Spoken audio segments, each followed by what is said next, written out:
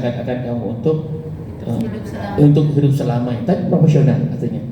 Wa'mal li akhiratika ka'annaka tamutu ghadan. Dan beramallah untuk akhirat kamu seakan-akan kamu mati besok. Artinya kita bekerja tetap ibadah jangan ditinggalkan. Oh saya gimana bekerja itu harus misalnya sampai maghrib terus harus bekerja dan lain sebagainya. Kita punya hati. Ya Allah tahu bisikan hati kita. Sebab Allah yang menciptakan hati ini. Allah tahu gerakan tubuh kita. Sebab Allah yang menciptakan gerakan tubuh kita. Misalnya gimana? Oh, ya Allah sudah waktu zuhur saya masih bekerja.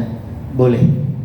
Kita izin sebentar ke kamar mandi, kita ngambil air wudhu, kita sambil berdiri, kita pakai isyarat mata atau cuman gerakan tangan atau gerakan kepala kita atau hati kita, boleh.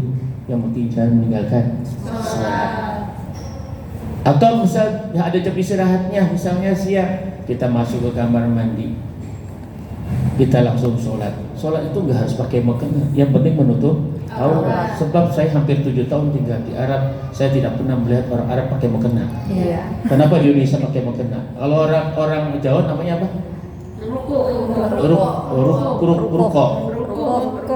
Ruku. Nah, kalau orang Sumatera kan bilang telekong kan.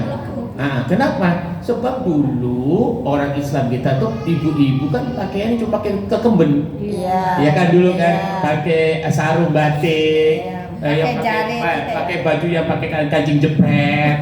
Kan nggak mungkin sholat kayak gitu. Kebaya itu Beda dengan di Arab, memang kan pakaiannya sudah hebat. Jadi kalau saya di kampus tuh teman-teman saya yang cewek ya begitu azan ambil air itu udah sholat. Karena sudah tertutup semuanya. Kalau orang kita kan nggak mungkin pakainya kekemben gitu, pakai konde rata-rata kan gitu. Mbah saya kan orang Jawa, orang Solo ya. Itu dulu pakai konde, terus pakai kekemben, pakai kancing jepret gitu, di kantongnya 2 di situ kan. Kan nggak mungkin sholatnya kayak gitu. Lalu dibuat apa? Mukena, telekong gitu kan, teruku gitu kan untuk menutup auratnya. Nah ibu-ibu kayak begini boleh nggak sholat? Mau pakai baju kayak gini boleh. Yang penting auratnya ketutupan. Mana auratnya perempuan? Antara wajah dengan telapak tangan. Kakinya harus ditutupin ketika sholat karena itu aurat. Allahu Akbar. Boleh atau tidak? Boleh. Ya, boleh. Ya apa? Nah, kalau majikan kita mengizinkan kita pakai busana yang begitu, ya selagi itu tidak sesuatu yang najis, silakan ambil wudhu, kita langsung sholat. Kalau tidak boleh, ya kita ada waktu, jangan sampai meninggalkan sholat yang disebut dengan qadha. Apa itu qadha? Melaksanakan sholat bukan pada waktu, misalnya zuhur, kita lagi diajak majikan kita, kan susah itu kan. Udah waktu zuhur, ya Allah, waktu asar, sampai di rumah maghrib, kita punya alasan buka kamar mandi, ngambil air wudhu. Boleh kita qadha sholat kita, jangan sampai kita tinggalkan. Sholat maghrib 3 rakaat, kemudian niat sholat asar, niatnya aku niat sholat asar, qadha. Bukan ada, tapi apa? Qadha. Tahu qadha tidak? Yang lompat-lompat itu loh. Ya, yang penting jangan meninggalkan sholat. Ya, antara kesalat muta'ammidan falyatawu maq'adahu minan nar. Barang siapa yang meninggalkan sholat dengan sengaja, silakan tempatnya di neraka. Jangan sampai kita sudah capek bekerja tapi tidak ada keberkahan rezeki yang kita dapatkan. Sebab apa? Sebab kita melupakan sang pemberi rezeki. Siapa? Allah. Kita saja dilupakan sama mantan suami kita, sakit hati. Betul kan? Sakit hati atau tidak? Nah, apalagi sama Allah.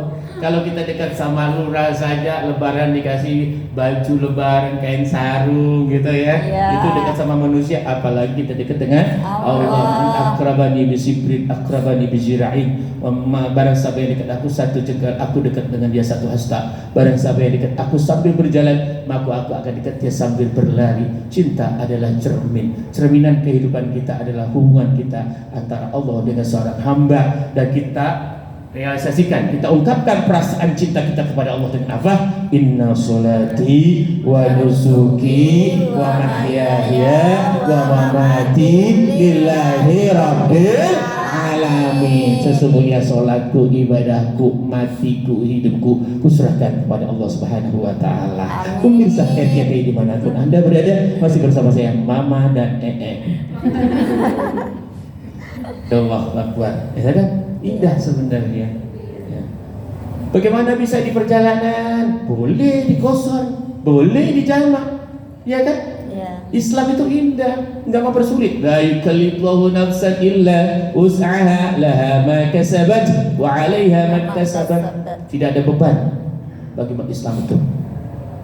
Sehingga bisa berdiri di sholat, apa dalam Islam itu? Duduk. Enggak bisa duduk, berbaring. Enggak bisa berbaring, coba isyarat mata. Enggak bisa isyarat mata, disolatin. Udah mati. Artinya jangan sampai meninggalkan sholat apapun. Saya lagi perjalanan terus di pesawat, bagaimana? Ini saya sholat, boleh tayamum. Karena kan kalau di pesawat airnya terbatas, boleh bertayamum. Bagaimana tayamumnya? Cukup kita seperti ini. Nah, dekat ini kita buka dikit, sedikit mengena, tempelkan di sini, ya, ke kursi, lalu boleh diginikan sebagai syarat fikih. Kemudian kita niat, boleh bahasa Indonesia, karena yang menciptakan bahasa siapa? Allah. Aku niat tayamum untuk membolehkan sholat karena Allah Subhanahu Wa Taala, atau bahasa Arabnya nawaitu tayammum li istibahati sholat fardhu lillahi ta'ala. Aku niat tayamum untuk membolehkan sholat fardhu lillahi ta'ala. Langsung ini dulu muka kita, langsung ke muka sini, jangan sampai hidungnya copot ya.